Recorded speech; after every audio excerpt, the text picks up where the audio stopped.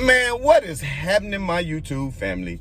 Of course, it is your boy B New coming at you this morning. And as we all know, the Lakers got yet another victory last night without the services of LeBron James and Anthony Davis. We all know that Andre Drummond was the big signing for the Lakers. So finally, the rest of the Lakers players could breathe a big sigh of relief just knowing that they are not on the trading block.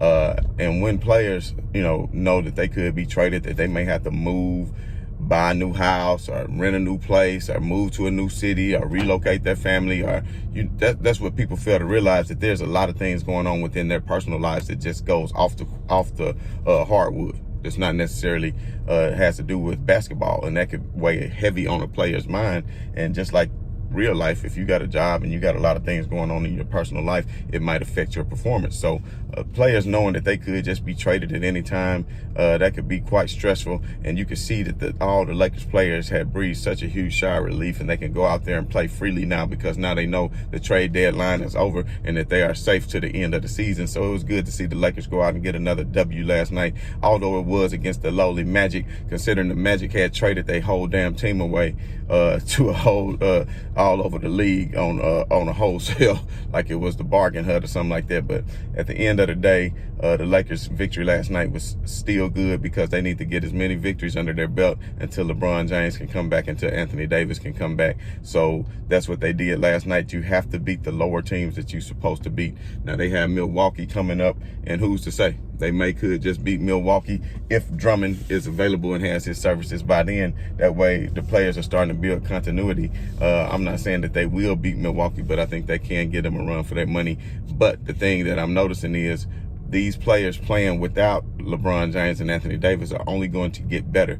Like the defensive intensity last night when Orlando went on that 8-0 run to close out the third quarter, and Bacon hit that long three to tie it up. He's like, oh my God. And then of course Orlando took the lead and was winning by 5 or 6 points with like 7 or 8 minutes left. And then that's when Vogel went to the lineup of having all the smaller guards in at one time, basically a 4-guard lineup with Montrez playing as the center. And next thing you know, the defensive intensity turned up. And I mean, Schroeder was everywhere, getting in the passing lane, stealing loose balls. I know on one play, they missed a free throw. He tapped it out. Marquise Morris, he steals the ball, passes it over to Marquise, and Marquise with the finish. And then on the next play, Dennis does the same thing, strips the player going to the ball. So the Lakers' hands were very active on the defensive end. They were very active doing what they needed to do in order to win the game. They was running people off the three-point line. So it was a game that they should have won. So we're not going to sit on here and brag about the Lakers beating the lowly Orlando Magic. But like I said, it is a victory that is most definitely needed because you can't afford to slip too far off the radar. And the Lakers would like to be in that 6 or 7 spot and not all the way down to 10 once LeBron James and Anthony Davis get back. So as we all know, and maybe you don't know, but Anthony Davis did return to practice and start to be able to shoot some shots and get some movement on his foot, which is a good sign for the Lakers. So don't want to rush them back, of course, but it would be great to see, because if Anthony Davis and Drummond are in your front court and you still had Dennis Schroeder, that is still a formidable team that can actually rack up a few victories in the West until LeBron gets back. But as far as the winners over the weekend, who got the best signings, of course, everybody think I'm biased, but I am a little bit biased because you all know that I am probably the #1 LeBron James fan on the planet. But I do the best I can to just speak nothing but facts and try not to let feelings get involved in it. Now, I was thrilled yesterday with the signing of Andre Drummond, just like I predicted that he would. But the reason why it excites me is because I know the Lakers now have the most complete team in basketball. And I'm not saying they had the most star-studded team in basketball, because the most star-studded team in basketball belongs to the Brooklyn Nets with the likes of Kevin Durant, Kyrie Irving, James Harden, all these players, former MVP players, championship players like Kyrie Irving. And then, of course, Jeff Green, which is a great veteran who's played on some teams that's vied for championships, even when he played with LeBron on the Cleveland team that went on a championship run, but, had to go up against that great Golden State team. That was, I think, in 2017 when LeBron James carried that weak squad to the finals. But at the end of the day, them adding LaMarcus Aldridge, you got to think LaMarcus Aldridge, he's still a great player, and I'm not taking anything from him. I know he was bought out of his contract And normally players get bought out of their contract. Like look at Andre Drummond, look at Blake Griffin. Both of them got bought out of their contract because they're on a losing team that wants to save millions of dollars by cutting the player because they know they're not going to be competing and they're not going to be in the playoffs.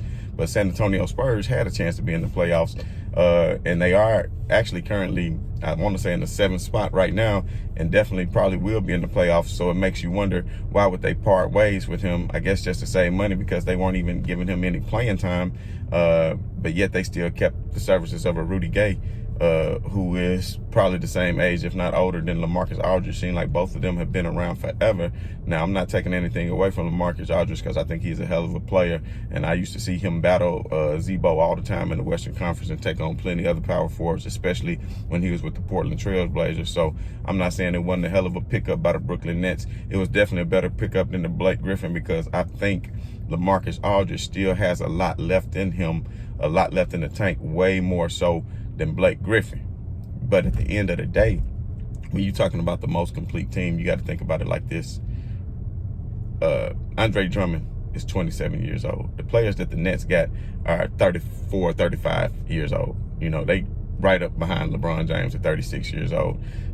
But the Lakers signing a 27-year-old Andre Drummond, who is a beast on the boards, who's going to get them so many extra possessions. And that's what the Lakers were needing.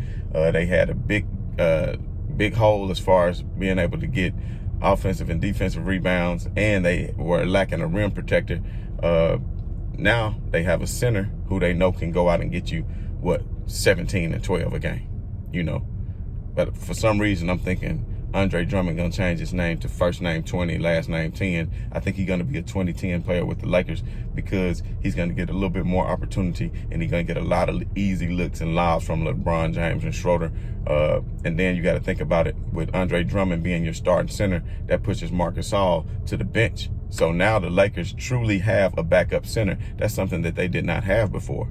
So when they had Marcus Gasol starting, who did you have coming in for center? Treyas can't really play the center because he's lacking the size, and their lack of size is what was causing them to lose all those games, especially when LeBron was out. LeBron made up for all of that because he knew he's the maestro who knows how to orchestrate the offense and get everybody involved the way he's capable of doing, and that's the greatness of LeBron James, and that's just what he does.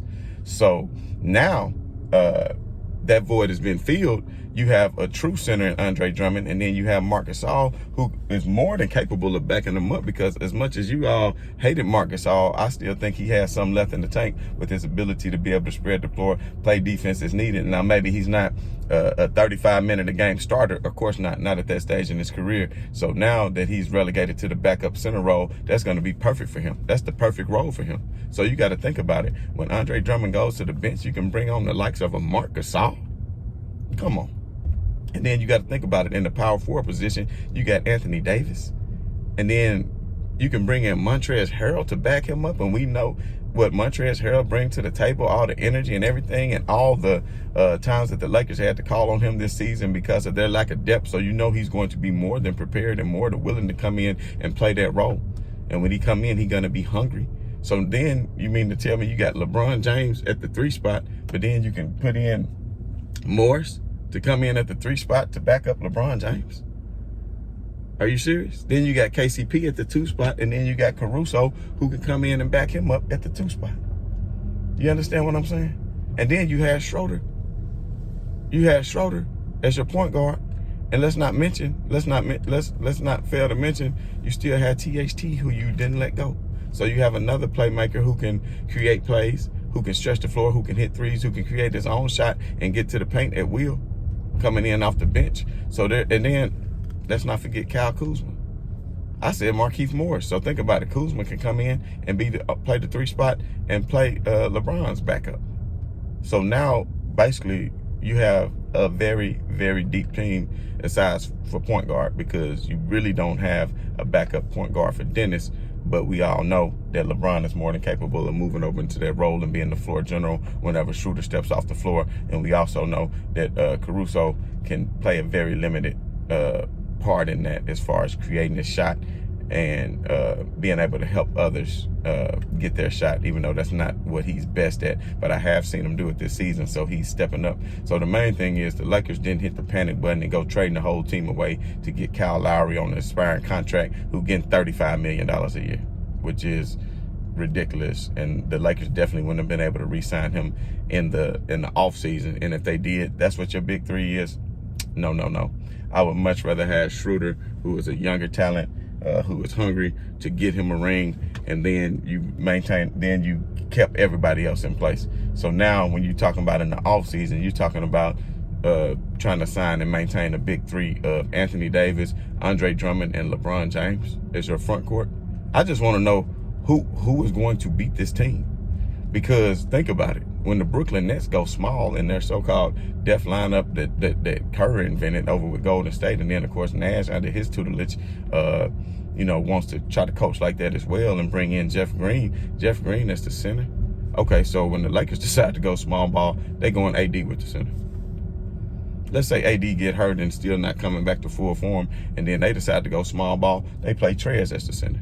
Now, who would you rather have, Trez as the center, or AD as the center, or Jeff Green? Now, come on, be serious right now. Jeff Green or AD? Jeff Green or Montrezl Harrell?